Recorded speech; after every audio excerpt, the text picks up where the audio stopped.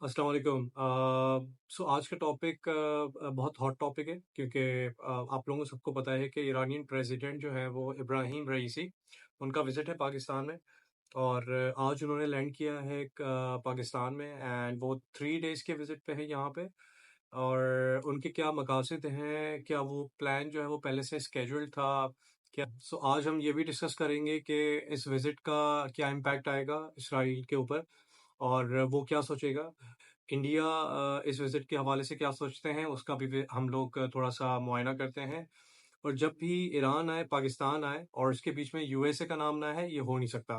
आज इन पूरे जो है वो विजिट के हवाले से डिस्कस कर लेते हैं कि इन लोगों का क्या प्लान है, किस तरह की जो प्रेसिडेंट आए हैं पाकिस्तान में, किस किस लोगों, किन किन लोगों से मिलेंगे। शुरुआत करते हैं द फर्स्ट पॉइंट के प्रेसिडेंट आसिफ अली जरदारी ने इनको इनवाइट किया था basically to have a discussion on 2-3 things. The first one is the gas pipeline. उनका आगे किस तरीके से लेके जाना है गैस पाइपलाइन को, जो ईरान और पाकिस्तान की गैस पाइपलाइन की बात हो रही है। और उस पे बात होगी। ईरान अपनी बात ज़रूर जो है वो बोलेंगे कि मेरे ऊपर जो सैंक्शंस लगे हुए हैं डिफरेंट किस्म के, उस पे बात होगी। तीसरी बात है वो बहुत लाजमी है, जो कि ईरान और पाकिस्तान का जो बॉर्डर पे जो हमेशा स्ट्राइक्स हो रहे होते हैं, उन लोगों की झड़पें हो रही होती हैं, उस पे ज़रूर बात होगी। तो इन 3 मामलात पे जो है वो बात होगी। इसके अलावा मैंने एक थोड़ा-सा एक डिफरेंट सा एनालिसिस बनाया है, डिफरेंट रिसर्च की, थोड़ा-सा प्रोग्राम्स देखे, थोड़ा-सा पास्ट इनका देखा कि ऐसा कुछ हुआ हो, इंसिडेंट हुआ हो अमेरिका की तरफ से या anything that is relevant to this tour, क्योंकि ऐसा हो ही नहीं सकता कि इसकी कोई सिग्निफिकेंस ना हो। इस वजह से मैंने अमेरिका के बारे में थोड़ा-सा पढ़ा कि क्या रिसेंटली कोई ऐसा इंसिडेंट हुआ है जिसका इम्पैक्ट पाकिस्तान और ईरान की रिलेशनशिप में आ रहा हो? बिल्कुल हुआ है। सो मैं आपको वो बिल्कुल आइडिया दे दूँगा। Recent let's start with the gas pipeline. आप लोगों को पता है तकरीबन 15-20 साल का पुराना प्रोजेक्ट है। और पाकिस्तान ने प्रॉमिस किया था कि अगर आप ये गैस पाइपलाइन हमें कर दें तो we will be importing the gas from Iran. और ईरान ने बोला कि ये सबसे ज़्यादा हमारे लिए बहुत बेहतरीन प्रोजेक्ट है क्योंकि उनके ऊपर जो है वो डिफरेंट किस्म की सेक्शंस लगे हुए हैं और उनके लिए एक economically it was a very good opportunity Iran के लिए। और इस वजह से इन्होंने ये जो है वो ओके किया था। अब हुआ ये तकरीबन 15-20 साल हो गए हैं, क्योंकि आपको पता है कि ईरान और यूएसए के हमेशा के मामले जो ताल्लुकात हैं वो कभी सही नहीं रहे। और मुख्तलिफ वॉर्स पे वो इन्वॉल्व हुए हैं। अमेरिका ने जो है वो डिफरेंट सेक्शंस लगाई हुई हैं अमेरिका के, सॉरी, ईरान के ऊपर, क्योंकि उनके जो न्यूक्लियर डेवलपमेंट्स हैं उसके ऊपर वगैरह वगैरह। तो उस जो जो भी ईरान से बेसिकली ट्रेड करेगा, जो भी ईरान से अपने ताल्लुकात बढ़ाएगा, कि उनके ऊपर भी सैंक्शंस लगाई जाएगी या तो बहुत ज़्यादा प्रेशर डाला जाएगा। गैस पाइपलाइन के हवाले से डेफिनेटली इब्राहिम रईसी सवाल ज़रूर करेंगे पाकिस्तान प्रीमियर से कि भाई आप लोगों ने इस गैस पाइपलाइन का क्या किया? 20 साल हो गए हैं, कोई डेवलपमेंट नहीं आई। आप लोग मुझे बताएं, अगर आपके ऊपर कोई यूएसए का प्रेशर है, अमेरिका का प्रेशर है, तो ज़रा दिखाएं कि आप लोगों ने उनसे नेगोशिएट किया है, नहीं किया। तो ये सारी गुफ्तगू होगी, राइट? क्योंकि बहुत बड़ा प्रोजेक्ट है ये, बहुत ज़्यादा इन्वेस्टमेंट की थी ईरान की तरफ से भी और फिर पाकिस्तान की तो डेफिनेटली वहाँ पे थी। तीसरी दूसरी चीज़ ये कि जो सैंक्शंस लगी हुई हैं ईरान के ऊपर, तो उसका बहुत बड़ा इम्पैक्ट आया है पाकिस्तान और ईरान की पाइपलाइन के ऊपर। वो कैसे आया मैं आपको बताता हूँ। तो अमेरिका ने बेसिकली ये अनाउंस किया था कि जो भी इस पाइपलाइन में जो भी कंपनी, दुनिया की किसी भी मुल्क की कंपनी वो इसमें इन्वेस्टमेंट करेगी, तो उसके ऊपर भी सैंक्शंस लगाई जाएगी। तो इस वजह से एक वार्निंग दी गई थी मुख्तलिफ कंपनीज़ को, जिसपे मुख्तलिफ कंपनीज़ ने विदड्रॉ की थी कि वो इन्वेस्टमेंट और वो जो टेंडर्स वगैरह निकलते हैं, इंटरनेशनल टेंडर्स, वो और जो है वो ज़ाया हो गए थे। खैर, तो ये डिफरेंट सैंक्शंस की वजह से ये रुका हुआ है। तो ईरान प्रेसिडेंट ज़रूर सवाल करेगा अमेरिकन, सॉरी, पाकिस्तानी प्रीमियर से कि आपने इनके बारे में इनके लिए आपने क्या किया। सेकंड, जो थर्ड बात थी, एक तो हमारी गैस पाइपलाइन की बात हो गई और इकोनॉमिक सेक्शन जो ईरान चाहेगा कि मुझसे हट जाएं, उसकी बात करेगा कि थोड़ा सा पाकिस्तान प्रेशर डाले अमेरिका के ऊपर, क्योंकि ये प्रोजेक्ट जो है वो जो गैस पाइपलाइन का प्रोजेक्ट हो, इस लाइफ एंड डेथ का मामला है पाकिस्तान के लिए, क्योंकि जैसे ही पानी हमारे लिए बहुत ज़्यादा इंपॉर्टेंट है, इस तरीके से गैस हमारे लिए बहुत इंपॉर्टेंट है। आपको पता है कि डेली बेसिस पे आपके घर में या आपके it's not available basically any more. आप 10-10 घंटे 12-12 घंटे की लोड शेडिंग है गैस की। तो खैर ये सारे मामला जो है वो डेफिनेटली बहुत ज़्यादा इंपॉर्टेंस रखते हैं। थर्ड चीज़ जो है वो है बॉर्डर लाइन पे जो सिचुएशन है, हमारी जो बॉर्डर पे सिचुएशन है ईरान पाकिस्तान का बॉर्डर, और ये बलूचिस्तान से बेसिकली कनेक्ट होता है। ईरान का ये सवाल होगा कि जो बलोच हैं बेसिकली, जो इंडिपेंडेंट बलोच हैं जो कि सेपरेटिस्ट हैं, और उनका पाकिस्तान के ऊपर ये प्रेशर डालना चाह रहे हैं ईरान के ये जो है वो CIA फंडेड है, और ये CIA स्पॉन्सर्ड है। CIA जो अमेरिका की एजेंसी है, और इनके बारे में आप क्या कर रहे हैं? क्या आपने इनके ऊपर कोई पाबंदियाँ लगाई? क्या इनके खिलाफ कोई आप लोगों ने कार्रवाइयाँ की? ये पूरे सवालात किया जाएँगे।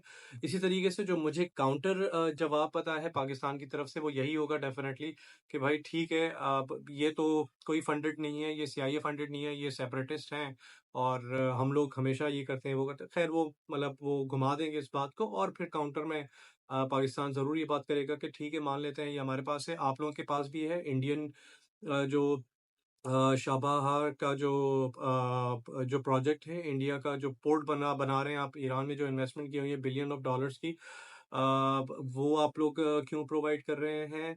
आपने जो है वो क्यों सपोर्ट कर रहे हैं इंडिया को, और why are you letting them doing it?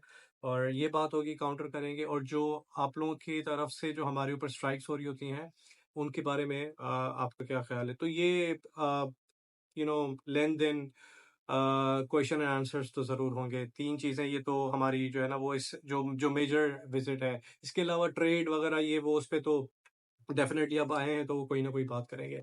सो अब आते हैं मेन मुद्दे पे। सो अभी आप लोगों ने रिसेंटली शायद ही नोट किया होगा कि अमेरिका ने चाइनीज़ की कुछ कंपनीज़ के ऊपर जो कि मुख्तलिफ़ मुख्तलिफ जो है वो चीज़ें एक्सपोर्ट करती हैं, उनके ऊपर पाबंदियाँ लगाई हैं, और जो पार्ट्स होते हैं बेसिकली वो मशीनरी का पार्ट, वो मिसाइल्स का पार्ट, उनके ऊपर सैंक्शंस लगाए हैं जो चाइनीज़ कंपनी है। और ये सैंक्शंस लगाने का मकसद मैं आपको थोड़ा-सा बता देता हूँ। कुछ टाइम पहले तकरीबन जनवरी का महीना था, तो सोमालिया के इलाके में अमेरिका ने एक कार्रवाई की थी। एक एक पूरा जहाज़ जो है वो उन्होंने सैक किया था। उसपे कुछ तकरीबन 15-20 लोग थे, जिसमें से 5 जो है वो पाकिस्तानी थे। अच्छा, वो जब जहाज़ था वो बेसिकली वो जहाज़ था जो पार्ट्स होते हैं मुख्तलिफ मशीनरी के, गन्स के, हथियारों के, आर्टिलरी के, ये पूरे पार्ट्स होते हैं, वो बेसिकली जा रहे थे, उसमें से 5 पाकिस्तानी भी थे।